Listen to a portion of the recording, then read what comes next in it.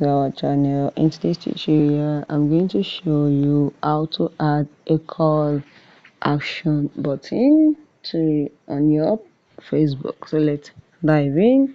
You go to your Facebook, make sure you switch to the page you want to add a calling action button to. I'm going to switch on the page. And this is it. I've switched to the new page now. The next step is click on the profile picture of the page, and the next step is go down here and click on these your three dots, and you see edit action button.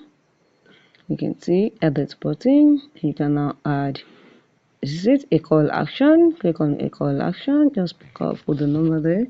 You change the number first to your Nigeria code or Nigeria. You can see, then put your number there.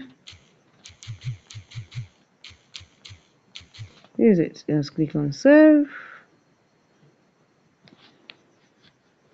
You can see now. Let's go and check our edits, our call action code. You can see. Let's see.